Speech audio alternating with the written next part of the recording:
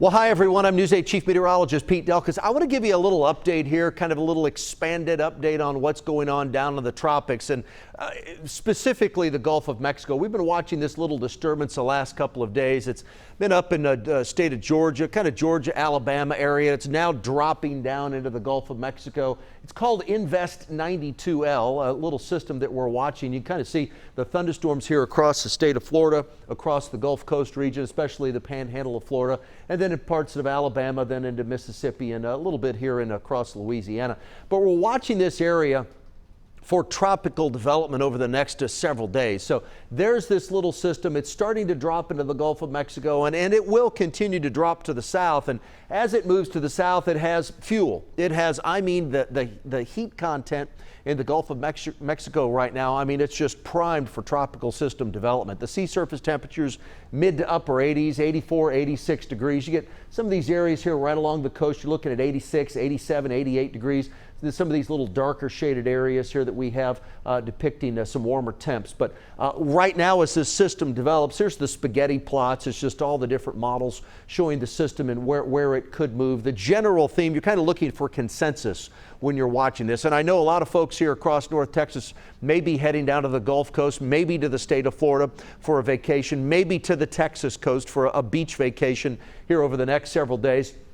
But the majority of these models are all running this system into central Louisiana. That's as of right now. These things can certainly change, but as of right now, the model consensus brings this system into the state of Louisiana. So with that said, now there's a lot of models that we look at. You just saw about a dozen of them right there. The one that more often than not pretty darn good, that's the European model. So I'm going to show you the European model right now because that's kind of running the middle of the track with all those models that I just showed. And once again, most of the models, this is the European, the American model, the GFS, the GEM, the Canadian model, that as well. All pretty much the same thing. Very, very close at this point. Now, as we all know, these things can shift. But as of right now, this low moves into the Gulf of Mexico. This is 7 p.m. on Wednesday. It intensifies somewhat, probably becoming in the next 24 hours, Wednesday evening, maybe into Thursday morning, becoming a tropical depression, okay?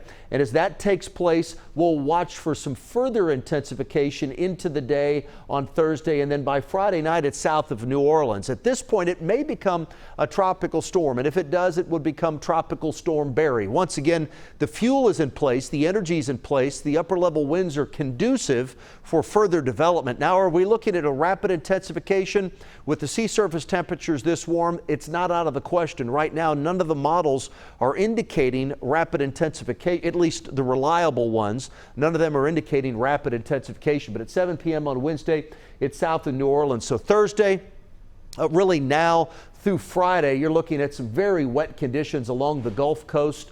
And then as we head into Saturday evening, it's making landfall in central Louisiana. And then it runs literally right up the Mississippi Valley. It's south of Memphis, just south of Little Rock at 7 p.m. on Sunday. So what does that mean for us specifically in Texas? Well, if this track holds true, we'll be on the dry side. We'll be on the western side or the subsidence side, the sinking air side, if you will, of this tropical system. That means we'll be pretty dry here. Temperatures, if this system continues to stay well to the east of North Texas, temperatures right now, I'm in the mid 90s for Sunday, Monday, Tuesday of next week. If this system even shifts a little bit farther off to the east, we may be in the mid to upper 90s. So that would allow for very, very no rainfall with this. Of course, if it tracks a little farther to the west, that would bring some rain into the Dallas-Fort Worth area, North Texas, and certainly the parts of the Gulf Coast. And I'm talking mainly the Texas Gulf Coast. So right now, not a big impact at this point this weekend or even early next week for the upper Texas coast. But once again, that's on the current track. If this track shifts, all bets are off for the state of Texas. We'll watch that. How much rain will fall? Anywhere from the Florida Panhandle all the way to, let's say, Lake Charles, Louisiana. We're looking at around 1.5 inches, 2 inches in Mobile, about 1 1/3 inches in Lake Charles. But look at New Orleans, kind of the bullseye right now. Once again, this will most likely change. But right now, New Orleans and their forecast over almost 17 inches of rain. That's the way it looks over the next 7 days. So we're watching this little disturbance right here that's just shifting out of the Texas Panhandle around Apalachicola. It's shifting just into the Gulf of Mexico. We'll watch that over the next couple of days. We'll have more updates, but as of right now, it looks like all the activity, it should stay just to the east of the state of Texas. If the track shifts a little bit more west, our forecast will have to be adjusted accordingly. I'll keep you updated as we head through the next few days.